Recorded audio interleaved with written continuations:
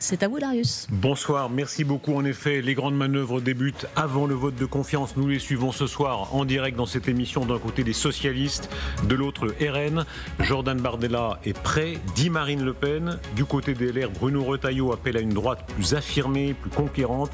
On débattra avec Jean-Michel Apathy et Guillaume Roquette au-delà des partis. Quel sujet déterminera les choix pour le futur gouvernement? Immigration, sécurité, endettement. Ce sera le monde qui vient, vous le disiez, avec Thierry Breton. Et d'abord, nos éditorialistes sur ce plateau avec François Calfon. Merci beaucoup. Et on se retrouve dans un très court instant. À tout de suite.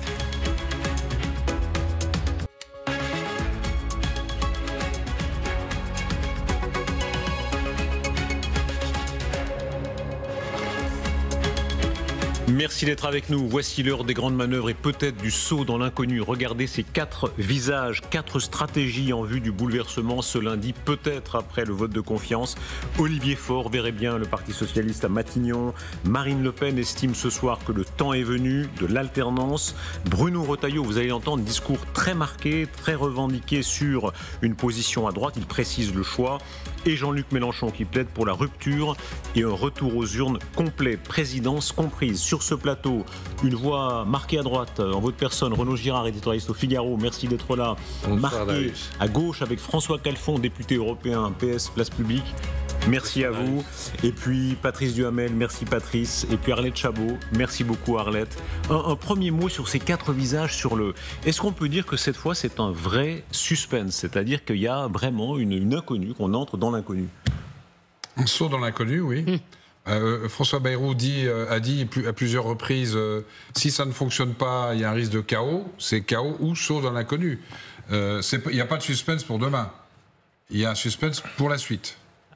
Oui, je suis d'accord. Saut dans l'inconnu. Je ne sais pas s'il y a un parachute ou si quelqu'un porte un parachute, si le président sait où il va ou s'il va tâtonner.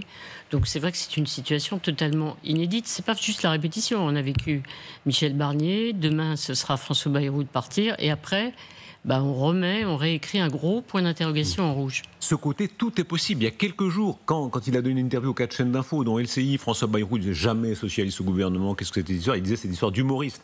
Et là, on voit Olivier Faure, président, qui dit je veux une véritable cohabitation avec un gouvernement de gauche, avec une méthode claire. Le gouvernement propose et ensuite le Parlement dispose. Êtes-vous prêt à Matignon? Écoutez, si on reprend la course de petits chevaux, saut dans l'inconnu, oui, mais si on prend les aspects objectifs, il y avait une majorité relative de la gauche. Il faut trouver une majorité à partir de cette majorité relative. Donc on n'a pas essayé la gauche. Donc on peut essayer la gauche qui gouverne. Vous dites essayez-nous. Bien sûr, je dis essayez-nous.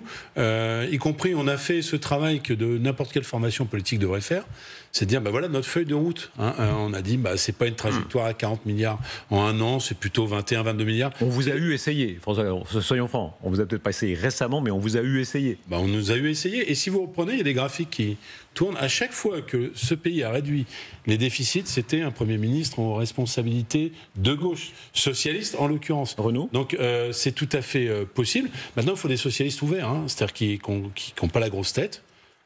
Oh là là, attendez, Olivier Faure ne l'a pas. Qu'est-ce que c'est un socialiste ouvert qui n'a pas la grosse tête? C'est un qui se souvient du passé. C'est-à-dire pour voir l'avenir, il faut se souvenir du passé. On a eu nos succès, on a eu nos échecs.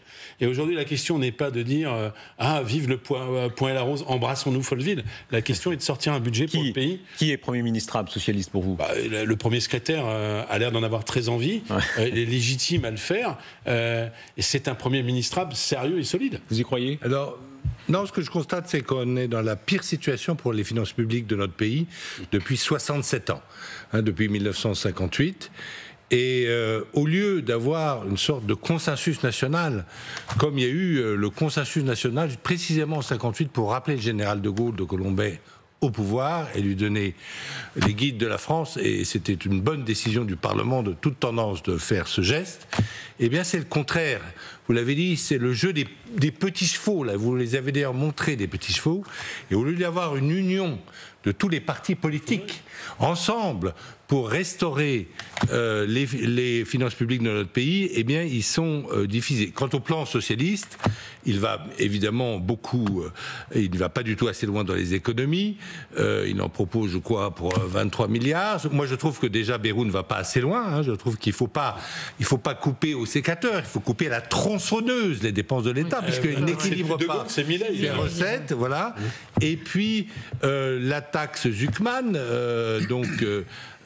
imposer sur tout leur patrimoine et y compris sur leur outil de travail les gros entrepreneurs donc français. Donc pour vous, PS, ce serait un désastre économiquement. Un désastre économique, ça ferait fuir les gens qui payent le plus d'impôts en France et qui créent le plus de richesses en France. J'ai l'impression... C'est la taxe Zuckman, absolument. C'est le côté Goodbye Lénine. Donc bientôt, on aura le coup des chars russes, place de la Concorde. Mais revenons à un peu de sérieux. Le un peu de sérieux, c'est que oui, il y a des gens qui ont plus profité que d'autres dans la crise et qu'il faut qu'on s'en sorte tous. Alors, moi, ce qui me fatigue, j'étais d'accord avec le début de votre propos, comme quoi, ce qui me fatigue, c'est on se renvoie à la figure le fait que certains disent il ne faut que les travailleurs, et certains disent, c'est ce que Bayrou a fait, que les travailleurs qui vont travailler gratuitement avec les 2 jours, et d'autres disent Zuckman.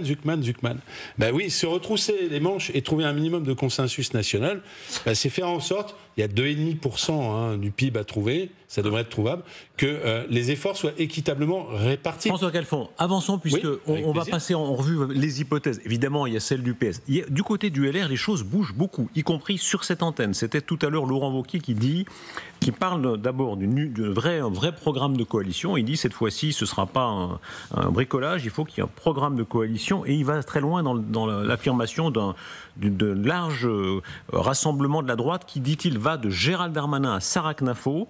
Pas un programme politique qui consiste à faire une espèce d'entre-deux saumâtre dans lequel on met un bout de centre-gauche et de centre-droit. Je crois à la reconstruction d'une offre politique qui soit le rassemblement de la droite. Ça bouge. C'est impossible. C'est impossible. Peut-être c'est ce que souhaitent les électeurs, une majorité ou une grande partie des électeurs LR, mais politiquement, avec le paysage politique, avec d'où viennent LR, le Chirac, la digue, entre la droite et l'extrême droite, etc., moi ça me paraît impossible. Bon, voilà, je peux me tromper. Juste une phrase sur le bandeau précédent, Premier ministre socialiste, plausible ou fantaisiste. J'aurais pas la cruauté de dire que c'est fantaisiste, plausible.